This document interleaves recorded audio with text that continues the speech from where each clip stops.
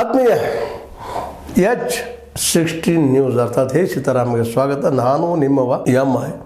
ಅಥವಾ ಮಲ್ಲಪ್ಪ ಜೋತವ್ರು. ಆದ್ಮೇಲೆ ಉಕ್ರೇನ್ ಅಂದ ತಕ್ಷಣ ನಿಮಗೆ ಗೊತ್ತಾಗ್ಬಿಡ್ತದೆ. ನಿಶ್ಚಿತವಾಗಿಯೂ ಇದು ಇವತ್ತು ಪೂರ್ತಿಯಾಗಿ ಜಗದಲ್ಲಿ ಸೋತು ಹೋಗಿರುವಂಥದ್ದು ದೇಶ. ಇದರ ಜೊತೆಗೆ ರಷ್ಯಾ ಕಳೆದ 3 ವರ್ಷಗಳಿಂದ ತನ್ನ ಸುಪರ್ದ ತೆಗೆದುಕೊಳ್ಬೇಕು, ತನ್ನ ಹಿಡಿತವನ್ನು ಸಾಧಿಸಬೇಕು ಅಂತೇಳಿ ಯುದ್ಧ ಮಾಡ್ತಾನೆ ಇದೆ. ಸಾಕಷ್ಟು ಹಾನಿ ತನಗೂ ಮಾಡಿಕೊಂಡಿದೆ ಮತ್ತು ಉಕ್ರೇನ್ಗೂ ಮಾಡಿದೆ. ಉಕ್ರೇನ್ ಜನ ಇವತ್ತು ರಷ್ಯಾವನ್ನು ಬೆಳಗ್ಗೆ ಎದ್ದ ತಕ್ಷಣ ಹಿಡಿಶಾಪ್ ಹಾಕಿದ್ರೆ ಇಲ್ಲವೇ ಇಲ್ಲ ಅನ್ನೋಂಥ ಮಾತು. ಯಾಕೆ ಈ ಮಾತನ್ನು ಹೇಳ್ತಾ ಇದ್ದೀನಪ್ಪ ಅಂತಂದ್ರೆ, ರಷ್ಯಾಕ್ಕೆ ತನ್ನ ಅಡಿಯಲ್ಲಿ ಉಳಿಬೇಕಪ್ಪ ಉಕ್ರೇನ್ ಅನ್ನುವಂಥದ್ದು. ಮೂಲತಃ USSR ಅದೇನು ನಾವು ಕರ್ಕೊಳ್ತಾ ಇದ್ದೀವಿ, ಅಲ್ಲಿ ಅದರಲ್ಲಿದ್ದಂಥದ್ದು ಉಕ್ರೇನ್ ಒಂದು USSR ಭಾಗ ಆಗಿತ್ತು. ಇವತ್ತು ಸಿಡೋದು ಸ್ವತಂತ್ರ ದೇಶ ಆಗಿದೆ, ಸ್ವಂತ ನಿರ್ಧಾರ ತೆಗೆದುಕೊಳ್ಳಿಕತ್ತದ. ಜೊತೆಗೆ ನ್ಯಾಟೋದೊಂದಿಗೆ ತನ್ನ ಸಂಬಂಧವನ್ನು ಹೆಚ್ಚು ಮಾಡ್ಕೋಬೇಕು, ಅಮೆರಿಕೆಯೊಂದಿಗೆ ತನ್ನ ಸಂಬಂಧವನ್ನು ಹೆಚ್ಚು ಮಾಡ್ಕೋಬೇಕು, ಪೂರ್ತಿಯಾಗಿ ರಷ್ಯಾ ಸಂಬಂಧವನ್ನು ಹರಿದು ಹಾಕಬೇಕು ಅನ್ನುವಂಥ ನಿರ್ಧಾರಕ್ಕೆ ಬಂದಿದ್ದರಿಂದಾಗಿ ರಷ್ಯಾ ಸಹಜವಾಗಿ ನನ್ನಲ್ಲಿದ್ದಂಥ, ನನ್ನ ದೇಶದ ಬದಿಯಲ್ಲಿದ್ದಂಥ ಉಕ್ರೇನ್ ಹೋದ್ರೆ ತನಗೆ ಲಾಸ್ ಆಗ್ತನ್ನೋ ಕಾರಣಕ್ಕಾಗಿಯೋ ಅಥವಾ ಇನ್ನುಳಿದ ಕಾರಣಕ್ಕಾಗಿಯೋ ಯುದ್ಧವನ್ನು ಆರಂಭ ಮಾಡ್ತೀವಿ. ಇವತ್ತಿನವರೆಗೆ 3 ವರ್ಷ ಆಯಿತು. 3 ವರ್ಷ ಆದರೂ ಇಲ್ಲಿವರೆಗೆ ರಿಸಲ್ಟ್ ಇಲ್ಲ. ಪೂರ್ತಿಯಾಗಿ ಸೋತು ಶರಣಾಗಿಲ್ಲ ನಮ್ಮ ಈ ಉಕ್ರೇನ್ ಮತ್ತು ಉಕ್ರೇನ್ ಜನ. ಜೊತೆಗೆ ಅದರ ಅಧ್ಯಕ್ಷ ವ್ಲಾದಿಮಿರ್ ಜೆಲೆನ್ಸ್ಕಿ ಇವರು ಸಹಿತ ಇವತ್ತು ಜೆಲೆನ್ಸ್ಕಿ ಅವರು ನಮ್ದು ಇನ್ನೂ ಅಷ್ಟು ಹಾಗೆ ಹೋಗಲಿ ಅನ್ನುವಂಥ ಮಟ್ಟದಲ್ಲಿದ್ದಾರೆ. ಇಂಥ ಸಂದರ್ಭದಲ್ಲೇ ಅಮೇರಿಕ ಇದ್ದಿದ್ದು ಸ್ಪಷ್ಟ ವಾರ್ನಿಂಗ್ ಮಾಡಿದೆ, ಬಿಡ್ರಪ್ಪ ಏನು ಯುದ್ಧ ಬಿಡ್ರಿ, ಬಂದ್ ಮಾಡಿರಿ ಯುದ್ಧ ಅಂತೆ. ಅವ್ರಿಗೂ ಅಲ್ಲಿ ಆರ್ಥಿಕ ಲಾಭದ ಉಕ್ರೇನದಿಂದ ನಿಲ್ಲಿಸಲಿ ಅಂತೇಳಿ. ಆದರೆ ಇದಕ್ಕೆ ನಮ್ಮ ರಷ್ಯಾ ಇದು ಒಪ್ಕೊಳ್ತಾ ಇಲ್ಲ ಒಪ್ಪು ಪ್ರಶ್ನೆ ಇಲ್ಲ. ನಾವು ಪೂರ್ತಿಯಾಗಿ ಅವ್ರನ್ನ ಸೋಲಿಸೋರಣ ಅನ್ನುವಂಗೆ ಬೆನ್ನತ್ತಿಬಿಟ್ಟದ. ಈಗಾಗಲೇ ನೀವು ಮುಂದಿನ 50 ದಿನಗಳಲ್ಲಿ ನಿಮ್ಮ ಯುದ್ಧವನ್ನು ಸಮಾಪ್ತಿ ಮಾಡದೇ ಇದ್ರೆ ನಾವು ನಿಮ್ಮ ಮೇಲೆ ಯಾಕೆ ಆ್ಯಕ್ಷನ್ ತೊಗೊಳ್ಬಾರ್ದಷ್ಟಲ್ಲ ತೊಗೊಳ್ತೀವಿ ಅನ್ನುವಂಥ ಧಮಕಿಯನ್ನು ಅಮೆರಿಕ ಮತ್ತು ಜೊತೆಗೆ ನ್ಯಾಟೋ ದೇಶಗಳು ಕೊಟ್ಟಿದ್ದರೂ ಸಹ ರಷ್ಯಾ ಹಿಂಸರಿತಾ ಇಲ್ಲ. ಯಾಕಂದ್ರೆ ರಷ್ಯಾ ಇವತ್ತು ನ್ಯಾಟೋ ಮತ್ತು ಅಮೆರಿಕವನ್ನು ಏಕಕಾಲಕ್ಕೆ ವಿರೋಧ ಮಾಡ್ತಾಯಿದೆ. ಈ ಒಂದು ವಿಷಯದಲ್ಲಿ ನ್ಯಾಟೋದೊಂದಿಗೆ ಗೆಳೆತನ ಆಯ್ತಪ್ಪ ಅಂದ್ರೆ ಉಕ್ರೇನ್ ಇನ್ನಷ್ಟು ದಿನ ಹೋದ್ರೆ ನಮ್ಮ ರಷ್ಯಾನ ಹೋಗ್ಬೋದು ಪಾಲನೆ ಅನ್ನೋದು ಭಯ ನಮ್ಮ ಏನಪ್ಪ ಅಂದ್ರೆ ಪುಟಿನ್ ಅವರು ರಷ್ಯಾದ ಅಧ್ಯಕ್ಷರು ಮತ್ತು ಒಂದು ರೀತಿ ಯುದ್ಧದಾಹಿ ಅಂದರೂ ಅಡ್ಡಿ ಇಲ್ಲ ಮನುಷ್ಯ. ಯಾಕೆಂದರೆ ಮೂಲತಃ USS ನೇಚರ್ದಲ್ಲೇ ಒಂದು ರೀತಿ ಏನಪ್ಪ ಅಂದ್ರೆ ರಿವೋಲ್ಟಿಂಗ್ ಅಥವಾ ಅದಕ್ಕೆ ನೀವೇನಂತೀರಿ ಒಂದು ಪ್ರತಿಭಟನೆ, ಅದಕ್ಕಿಂತ ಹೆಚ್ಚಿಗೆ ಒಂದು ವಿದ್ರೋಹಕಾರಿ ವಿಚಾರಗಳನ್ನು ಮೊದಲಿನ ಬೆಳೆಸ್ಕೊಂಬಂಥ ದೇಶ ನಮ್ಮ ರಷ್ಯಾ. ಹೀಗಾಗಿ ರಷ್ಯಾ ಏನಾದರೂ ಮಾಡಿ ಶತಾಗತ ಮಾಡಿ ಉಕ್ರೇನ್ ತನ್ನೊಳಗೆ ಇಟ್ಕೋಬೇಕು. ಅಲ್ಲಿಯ ಏನಪ್ಪ ತೈಲ ಸಂಪತ್ತಾಗಿರ್ಬೋದು ಅಥವಾ ಗ್ಯಾಸ್ ಸಂಪತ್ತಾಗಿರ್ಬೋದು, ಅನೇಕ ನೈಸರ್ಗಿಕ ಸಂಪತ್ತಿದ್ದಾವೆ ಉಕ್ರೇನದಲ್ಲ, ಅದನ್ನು ತನ್ನೊಳಗೆ ಇಟ್ಕೋಬೇಕು, ತನ್ನೊಳಗೆ ವ್ಯವಹಾರ ಮಾಡ್ಕೋಬೇಕು ಅಂತೇಳಿ ಬೆನ್ನತ್ತದೆ. ಇಂಥ ಒಂದು ಸಂದರ್ಭದಲ್ಲ ಇವತ್ತು ಅಮೆರಿಕ ನ್ಯಾಟೋ ದೇಶಕ್ಕೆ ವಿಶೇಷವಾಗಿ ಶಸ್ತ್ರಾಸ್ತ್ರಗಳನ್ನು ಉಕ್ರೇನ್ ಕೊಡಿಸೋವಾಗಿ ತನ್ನ ಮಿಸೈಲ್ಸ್ಗಳಾಗಿರ್ಬೋದು, ಡ್ರೋನ್ಗಳಾಗಿರ್ಬೋದು ಕೊಡ್ತಾ ಇದೆ. ಅದರಲ್ಲೂ ಮುಖ್ಯವಾಗಿ ಇನ್ನೂ ತೀವ್ರವಾಗಿ ದಾಳಿ ಮಾಡೋದನ್ನು ಉಕ್ರೇನು ತಯಾರಿ ಮಾಡಲಿಕ್ಕತ್ತದ. ಅದಕ್ಕಾಗಿ ಅವ್ರಿಗೂ ಭಯ ಆಗಿದೆ ರಷ್ಯಾದವ್ರಿಗೆ, ಇದರಿಂದ ಅಮೇರಿಕ ಅದಪ್ಪ ಅಥವಾ ನ್ಯಾಟೋ ಅದ ಅಂತ. ಯಾಕಂದ್ರೆ ಅಮೇರಿಕ ಪೆಟ್ರಿಯಾಟಿಕ್ ಮಿಸೈಲ್ಸ್ ಭಾಳ ಭೀಕರವಾದಂಥ ಮಿಸೈಲ್ಸ್ಗಳು ಅವು ಇಲ್ಲಿವರೆಗೆ ಸಿಕ್ಕಿರಲಿಲ್ಲ ಉಕ್ರೇನ್ಗೆ. ಈಗ ಅದನ್ನು ನ್ಯಾಟೋ ಮೂಲಕ ಅಮೇರಿಕ ಕಳಿಸುವಂಥ ಕೆಲಸ ಮಾಡಿದ್ರಿಂದಾಗಿ ಇವರು ಮುಂದುವರೆದ ನಮ್ಮನ್ನು ಸಹಿತ ನಾಶ ಮಾಡಬಹುದು ಈ ಒಂದು ಅಮೇರಿಕದವರು ಅನ್ನುವಂಥ ಕಾರಣಕ್ಕಾಗಿ ರಷ್ಯಾದ ಅಧ್ಯಕ್ಷ ಈ ನಮ್ಮ ಏನಪ್ಪ ಪುತಿನ್ ಅವರು ಇನ್ನೂ ತೀವ್ರವಾದ ದಾಳಿಯನ್ನು ಮಾಡಿಕೊಂಡು ತನ್ನ ಒಳಗೆ ತೊಗೊಳ್ಳಬೇಕು ಅಂತ ಶಪಥ ಮಾಡ್ಕೊಂಡಂಗೆ ಮಾಡ್ತಾಯಿದ್ದ. ಆದರೆ ಈ ಯುದ್ಧ ನಿಜವಾಗಿಯೂ ಭಾರತಕ್ಕೆ ಒಂದು ಹೆಲ್ಪ್ ಆಗಿದೆಯಲ್ಲ ಅಂತಲ್ಲ. ರಷ್ಯಾ ಮೂಲತಃ ಭಾರತದೊಂದಿಗೆ ಹಳೆಯ ಸ್ನೇಹಿತ, ಅದ್ರ 2 ಮಾತಿಲ್ಲ. ಆದರೆ ಇತ್ತೀಚಿನ ದಿನದಲ್ಲಿ ನೀವು ನೋಡಿದಿರಿ, ಈಗಾಗಲೇ ಆಪರೇಷನ್ ಸಿಂಧೂರ್ ನಡೆದಾಗ ರಷ್ಯಾ ನಮ್ಮ ಜೊತೆ ಕೂಡಲಿಲ್ಲ, ನಮ್ಗೆ ಬೆಂಬಲಿಸಲಿಲ್ಲ ಅನ್ನೋದು ಅಷ್ಟು ಸತ್ಯ. ಯಾಕಂದರೆ ಅದರ ಗೆಳೆತನ ಇವತ್ತು ಚೈನಾ ಜೊತೆ ಚೆನ್ನಾಗಿ ನಡೆದ. ಚೈನಾ ಅಮೆರಿಕೆಯನ್ನು ವಿರೋಧ ಮಾಡ್ತಾ ಇದೆ. ಅಮೆರಿಕೆಗೆ ಭಾರತ ಮೇಲೆ ವಿಶ್ವಾಸ ಇಲ್ಲ, ಪಾಕಿಸ್ತಾನ ಮೇಲೆ ವಿಶ್ವಾಸ ಅದ. ಹೀಗಾಗಿ ಇದೊಂದು ರೀತಿ ತ್ರಿಶಂಕು ಸ್ಥಿತಿ ಭಾರತಕ್ಕೆ ಬರಲಿಕ್ಕತ್ತದ ರೀ. ಇವ್ರಿಗೂ ಭಾರತಕ್ಕೆ ವಾರ್ನಿಂಗ್ ಮಾಡಿದ್ದಾರೆ ನಮ್ಮ ನ್ಯಾಟೋದ ಅಧ್ಯಕ್ಷರು, ಅದರ ಚೇರ್ಮನ್. ನೀವು ಯಾವುದೇ ಪ್ರಸಂಗದಲ್ಲಿ ರಷ್ಯಾ ಜೊತೆಗೆ ಸಂಬಂಧ ಮಾಡುವಾಗಿಲ್ಲ, ಅಲ್ಲಿ ತೈಲನ್ನು ತೆಗೆದುಕೊಳ್ಳೋ ಹಾಗಿಲ್ಲ ಅನ್ನುವಂಥ ಮಾತು ಇಲ್ಲ. ನಿಮಗೂ ನಾವು ಏನಪ್ಪ ಅಂತಂದ್ರೆ ನಿಷೇಧನ ಹೇರ್ತೀವಿ ಅನ್ನೋಂಥ ಮಾತನ್ನು ನ್ಯಾಟೋದ ಅದರ ಈಗಿನ ಅಧ್ಯಕ್ಷ ಜೊತೆಗೆ ಅಮೇರಿಕಾದ ನಮ್ಮ ಏನಪ್ಪ ಅಂತಾರೆ ಈ ಡೊನಾಲ್ಡ್ ಟ್ರಂಪ್ ಅವರು ವಾರ್ನಿಂಗ್ ಮಾಡಿದ್ದಾರೆ.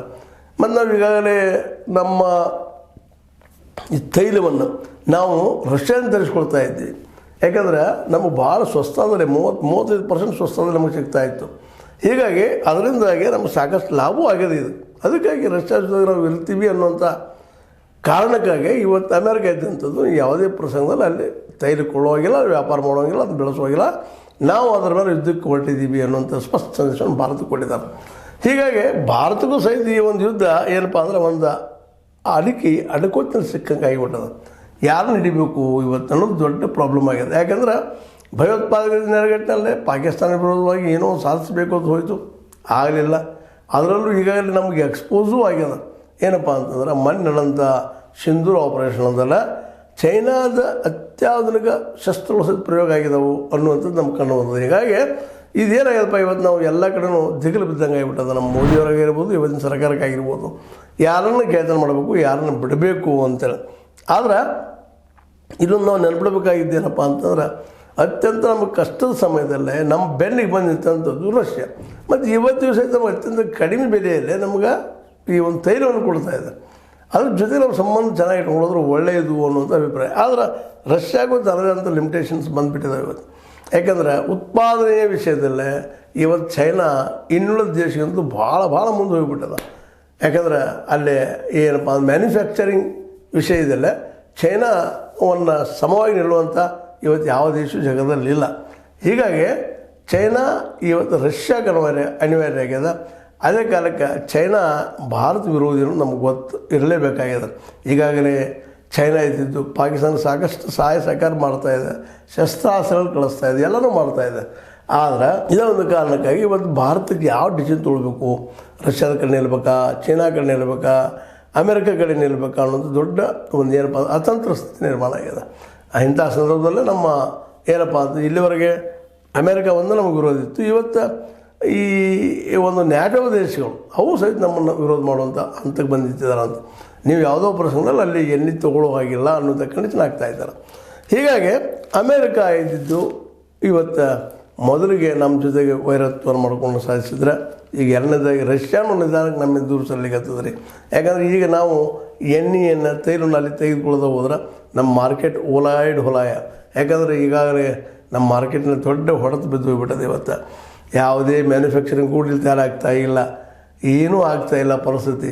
ಇವತ್ತಿನ ಪರಿಸ್ಥಿತಿ ಭಾಳ ನಾಜೂಕದ. ಇಂಥ ಪ್ರಸಂಗದಲ್ಲಿ ಯಾವ ರೀತಿ ನಿರ್ಧಾರ ತಗೋಬೇಕು ಅಂದರೆ ವಿದೇಶಾಂಗ ನೀತಿಯಲ್ಲಿ ನಾವು ಸೋತು ಹೋಗಿಬಿಟ್ಟಿದ್ವಿ. ಯಾಕಂತಂದ್ರೆ ಮೊನ್ನೆ ನಮಗೆ ವ್ಯಕ್ತ ಆಗ್ಯದ ಅದು ಸಿಂಧೂರ್ ಆಪರೇಷನ್ ಸಂದರ್ಭದಲ್ಲೇ. ಮತ್ತು ಆ ಇನ್ನೊಂದು ಮಾತನ್ನು ನಾವು ಇವತ್ತು ಯಾವುದೇ ಸಂದರ್ಭದಲ್ಲೇ ಚೈನಾನೂ ಎದುರು ಹಾಕೊಳ್ಳೋ ಸ್ಥಿತಿ ಒಳಗೆ ನಾವಿಲ್ಲ, ಜೊತೆಗೆ ರಷ್ಯಾವನ್ನು ಎದುರು ಹಾಕೊಳ್ಳೋ ಸ್ಥಿತಿ ಒಳಗಿಲ್ಲ, ಅಮೇರಿಕನಂತೆ ಮೊದಲೇ ಇಲ್ಲ. ಹಾಗಾಗಿ ಏನಾಗ್ಬೋದಿಲ್ಲ ಅನ್ನುವಂಥದ್ದು ಮಾತ್ರ ಈಗ ತಿಳಿಲಾರದ ವಿಷಯ ಆಗ್ಯದಂತ. ಮತ್ತು ಈ ಸಂದರ್ಭದಲ್ಲೇ ನಾವು ಒಂದು ವೇಳೆ ಇದು ಅಮೇರಿಕಾಗೆ ಸಪೋರ್ಟ್ ಮಾಡೋದು ಹೋದ್ರೆ ನಮ್ಮ ಮೇಲೆ ಅದ್ರ ಕೆಂಗನೆ ನಾವು ಸಿಗುವಂಥ ಸಾಧ್ಯತೆಗಳೆಲ್ಲ ಇದ್ದಾವೆ ಅನ್ನೋ ಸಹಿತ ಈಗಾಗಲೇ ಸ್ಪಷ್ಟ ಆಗ್ತಾ ಇದ್ದಾವೆ.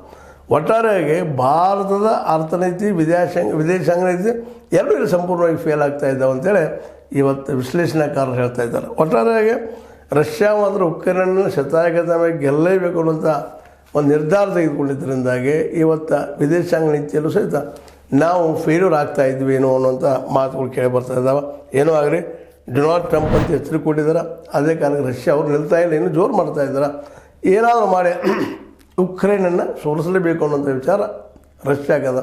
ಇದರಿಂದಾಗಿ ನಮ್ಮ ರಕ್ಷಣೆ ಮೇಲೆ ಹೊಡೆದು ಬೀಳುವಂಥದ್ದು, ನಮ್ಮ ದೇಶದ ಅಭಿವೃದ್ಧಿ ಮೇಲೆ ಹೊಡೆದು ಬೀಳುವಂಥದ್ದು ಭಾಳಷ್ಟು ಸಾಧ್ಯ ಅದ. ಯಾಕಂದರೆ ರಷ್ಯಾದಿಂದ ನಾವು ಇವತ್ತು ಆಯಿಲ್ ತರಿಸ್ತಾ ಇದ್ವಿ, ಇನ್ನೂರು ದೇಶಗಳು ನಮ್ಗೆ ಯಾವುದೇ ರೀತಿ ಒಂದು ಆಯಿಲನ್ನು ಕಳಿಸೋದು ಮಧ್ಯಾಹ್ನ ಮಾಡೋಂಥ ಸ್ಥಿತಿಯೊಳಗೆ ಇಲ್ಲ ಅನ್ನೋದು ನಾವು ಗಮನಿಸಬೇಕಾಗಿದೆ. ಇರಾನ್ ಜೊತೆ ನಮ್ಮಿಂದ ದೂರ ತರ್ತದ. ನಾವು ತರಿಸ್ಬೇಕಾಗಿದ್ದು ಎಣ್ಣೆ ಎಲ್ಲಿದಪ್ಪ ಅಂದ್ರೆ ಇರಾನ ಅಥವಾ ಸೌದಿ ಅರೇಬಿಯಾ, ಅವ್ರ ಜೊತೆಗೂ ಭಾಳ ಕಷ್ಟ ಅದ. ಈಗ ಏನಾದರೂ ಅಮೇರಿಕನ್ ತರಿಸಿದ್ರೆ ನೀವು ತುಟ್ಟಿ ಆಗ್ತದೆ. ಒಟ್ಟಾರೆಯಾಗಿ ಏನಂತ ನಮ್ಮ ಕನ್ನಡದ ಖರೀದಿ ಮಾಡ್ತಿದ್ದಲ್ಲ ರೀ, ಇಲ್ಲಿಗೆ ಪ್ರಾಣ ಸಂಕಟ, ಬೆಕ್ಕಿಗೆ ಆಟ ಅಂತ. ಹೀಗಾಗಿ ಅಮೇರಿಕಾ ಮತ್ತು ರಷ್ಯಾ ಮಧ್ಯಕಾಲಕ್ಕೆ ಅಮೇರಿಕಾ ರಷ್ಯಾ ಜೊತೆಗೆ ಈ ಒಂದು ನಮ್ಮ ನ್ಯಾಟೋ ಕೂಡಿದ್ರಿಂದಾಗಿ ಇಂಡಿಯಾ ಮಾತ್ರ ಒದ್ದಾಟೋ ಸ್ಥಿತಿ ಆಗ್ಯದ. ಇಲ್ಲೇ ಉಕ್ರೇನ್ ಸೋಲ್ತದನೋ ಗೆಲ್ತನೋ ಗೊತ್ತಿಲ್ಲ, ಆದರೆ ಇಲ್ಲಿ ನಾವು ರಷ್ಯಾದ ಗೆದ್ದನ್ನು ಮಾತ್ರ ಕಳ್ಕೊಳ್ತಾ ಇದ್ದೀವಿ. ಅಂತಾರಾಷ್ಟ್ರೀಯ ಮಟ್ಟದಲ್ಲೂ ನಾವು ಒಂದು ರೀತಿ ಹೊಡೆತ ತಿಂತಾ ಇದ್ದೀವಿ ಅಂತ ಹೇಳ್ತಾ, ಏನಾದರೂ ಆಗಲಿ ಉಕ್ರೇನ್ ಮತ್ತು ರಷ್ಯಾದ ಮಧ್ಯದ ಒಂದು ಕದನ ಆದಷ್ಟು ಶಾಂತ ಆಗಲಿ ಅಂತ ಹೇಳ್ತಾ, ಇದು ನಿಮ್ಗೆ ಲೈಕ್ ಆಗಿರ್ಬೋದು, ಲೈಕ್ ಮಾಡಿ ಶೇರ್ ಮಾಡಿ ಕಮೆಂಟ್ ಮಾಡೋ ಜೊತೆಗೆ ಸಬ್ಸ್ಕ್ರೈಬ್ ನಿಲ್ಲಿಸ್ಬೇಡ್ರಿ. H60 ನ್ಯೂಸ್ ಅರ್ಥಾತ್ ಸಿದ್ದರಾಮಯ್ಯದು ಸತ್ಯದ ಕೈಗನ್ನಡಿ ವಂದನೆಗಳು.